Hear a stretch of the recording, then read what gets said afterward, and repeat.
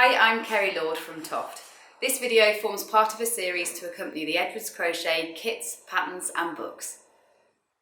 So in this video I'm going to show you the Make Frill or MF instruction in the Scallops in a Tin pattern as part of the Gourmet crochet range. It's a really nice edging that you're putting onto your scallop, and using this method means that you are doing it as you go along, so you've got absolutely no sewing up when you finish your scallop. So follow your pattern until the first point at which you see MF, and as an abbreviation, Make Frill.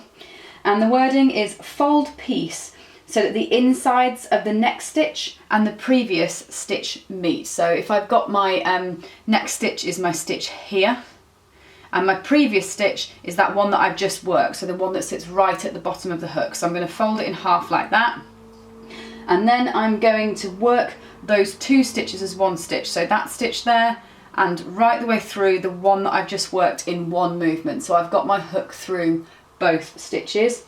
So in, and I'm going to double crochet 3 into those two stitches in combination. So hook through, yarn over and pull it through to work one stitch, back through that same hole that goes between the two stitches,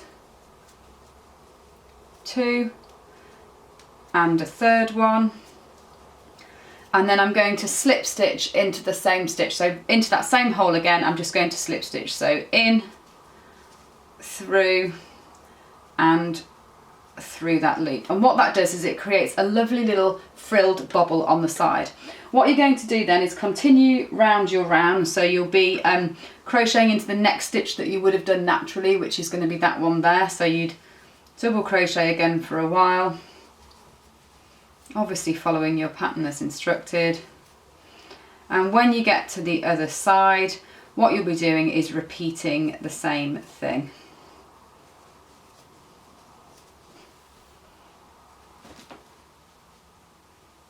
Okay, so we'll be going along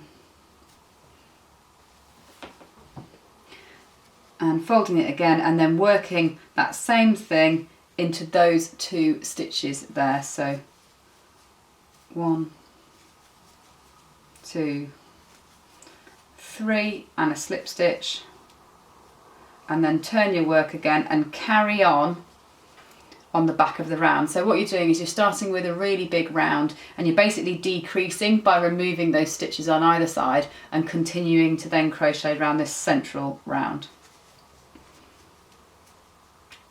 And that's it. It's one of those techniques that I think probably makes more sense the first time you see it.